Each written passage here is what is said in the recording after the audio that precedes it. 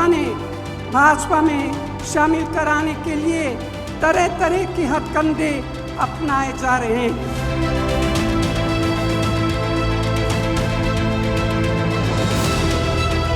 मोदी जी खुद को महान मानकर देश और लोकतंत्र की मर्यादा का चिहारण कर रहे हैं।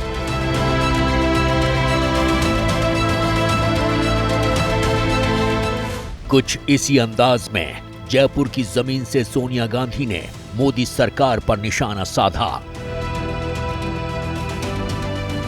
विपक्षी नेताओं पर कानूनी एक्शन को आधार बनाया, मोदी सरकार की नीतियों पर हमला किया और फिर अलग अलग पार्टियों से बीजेपी में शामिल हो रहे नेताओं के करप्शन चैप्टर के पन्ने उलट दिए।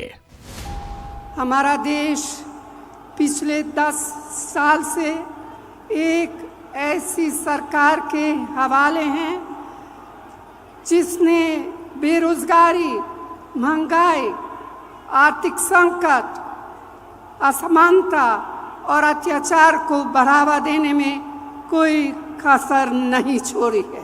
हमारे देश का लोकतंत्र खतरे में है।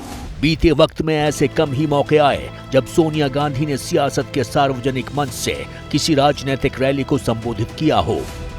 आखिरी बार सोनिया गांधी ने 6 मई 2023 को कर्नाटक के हुबली और 17 सितंबर 2023 को तेलंगाना के रंगारेड्डी में रैली को संबोधित किया था।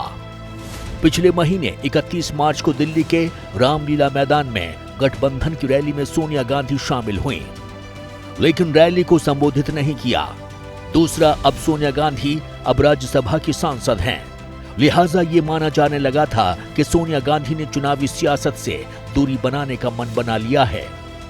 लेकिन जयपुर में सोनिया गांधी ने जिस अंदाज में रैली को संबोधित किया, उससे बीजेपी की टेंशन बढ़ गई है।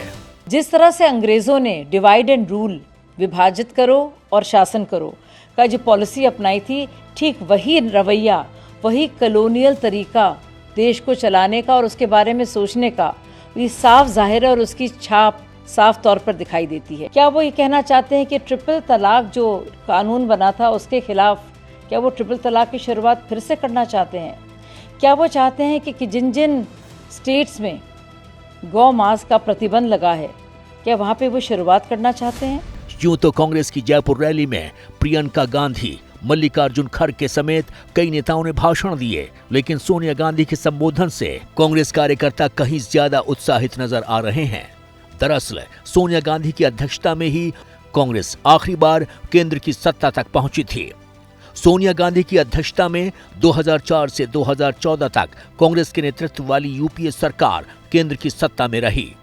ऐसे में अब कांग्रेस नेताओं को उम्मीद है कि सोनिया गांधी के फ्रंट पर आने से जीत के समीकरण एक बार फिर बदलेंगे। बोलने की ताकत उनमें नहीं है, सिर्फ गालियां देने की है। बात उठी तो कांग्रेस को गालियां देना, बात करे तो गांधी फैमिली को गालियां देना। इस बार नया सॉन्ग लाए हैं, नया ड्रामा कर रहे हैं। वो कह रहे हैं मोदी की गारंटी, वो पार्टी का नाम भी नहीं बोलते या वो बीजेपी का नाम नहीं बोलते। हालांकि जयपुर में कांग्रेस की रैली में राहुल गांधी शामिल नहीं हुए, वहीं सोनिया गांधी के भाषण की चर्चा तेज है। माना जा रहा है अगर इस चुनाव में सोनिया गांधी जयपुर के बाद दूसरी रैलियों में भी शामिल होती हैं, कार्यकर्ताओं को संबोधित करती हैं, तो ये कांग्रेस के लिए शुभ संकेत हो सकता है। हालांकि यहाँ एक तथ्य ये भी है कि बीते 2 लोकसभा चुनाव यानी 2014 और 2019 में सोनिया गांधी ने कई रैलियों को संबोधित किया था, लेकिन कांग्रेस बीजेपी को जीत से रोकने में कामयाब नहीं हो सकी थी।